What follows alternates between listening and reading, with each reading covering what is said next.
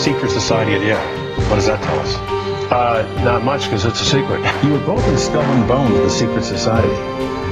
It's so secret we can't talk about it. Joining us now to talk about the Bones connection is Alexandra Robbins, author of Secrets of the Tomb, Skull and Bones, the Ivy League, and the Hidden Paths of Power. She's also a Yale alum, and in the interest of full disclosure, a member of another Yale secret society. Ms. Robbins, good evening. Hi, I was a member, but they won't talk to me anymore since my book was published. Congratulations. Yes. Cornell 79 here. We don't know squat about secret society, so we just go from there. We know from your feature in The Atlantic that George W. Bush was assigned the temporary name Temporary and just kept it. Do we know what John Kerry's Skull and Bones name was? We don't. We can probably assume that he received the assigned name Long Devil, which is the name for the tallest member of the club, but I'm just guessing. There seems to be no middle ground about this organization. Either the group is viewed as the warm-up act for the Trilateral Commission, or it is a society devoted to making people think that it's nefarious and then giggling when people take it seriously. Which is it closer to being? It's actually closer to the middle ground. There are conspiracy theories that you'll hear that are based on nuggets of truth. For example, they really do tell their sexual histories. That's something that both Bush and Kerry would have done. The sole purpose of Skull and Bones is to get members into positions of power, and then to have those members hire other members to prominent positions, which is something that President Bush has done. Basically, this is probably the most powerful and elite alumni network in the country, and that's the significance of Skull and Bones. Well, what happens when two bonesmen are in conflict, like, say, if they run against each other for president? Are there rules of conduct among bonesmen to cover this? I've actually asked members of Skull and Bones what happens if it's a Bush-Kerry election, and they told me they don't care. It's a win-win situation for Skull and Bones. It's a win-win situation for Skull and Bones. It's a win-win situation for Skull and Bones.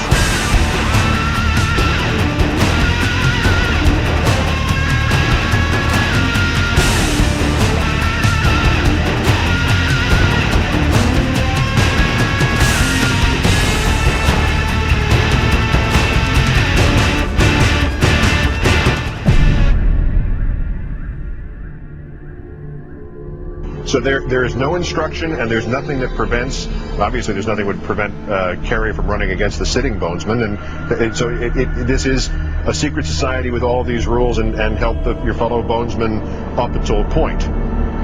Well, this is an organization that's basically one huge superiority complex, and they're just thrilled to have bonesmen running against bonesmen, because that means that no matter who wins, there's going to be a connection in the White House for them.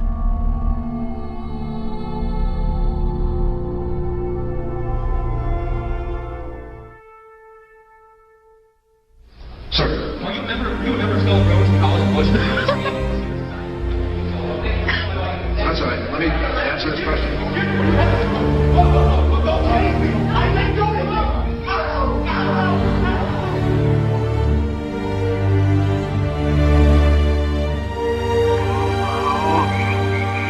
Prospering across the shadowy tide, all the ancient majesty of death.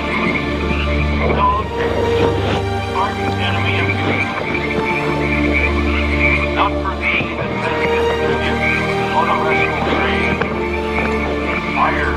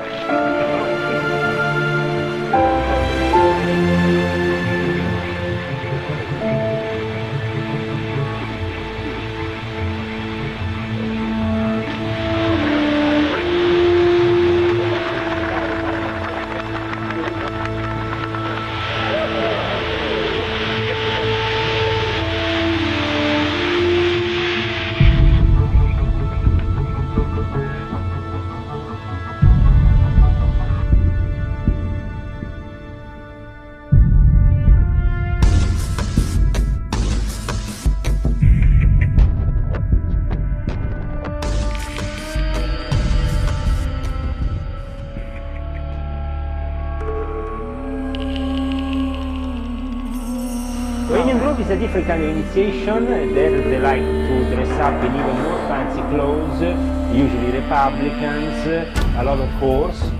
A lot of prostitution goes on during the night. So a fake sacrifice ceremony or a real sacrifice? Real sacrifice is at times when you have the most secretive operations that are aimed for, in some way, maintaining the real awful path of destruction, which is of worshipping an owl, of St. John of Nepos, this old character from Bohemia. And why Bohemia is so important? Well, Bohemia, because then you have also from Bohemia, you have Jacob Boehme, who was himself one of the most illustrious Rosicrucians of all time. Right, but the point of it is worldly success, is it not? Worldly success? I mean, in terms of Bohemian Grove, what is their purpose? The point for all these clubs is different. And it's created by the people who actually have created them, and then the people on top who manipulate them for their own purpose, whatever is the purpose. For example, is to blackmail people. The practices might be very twisted.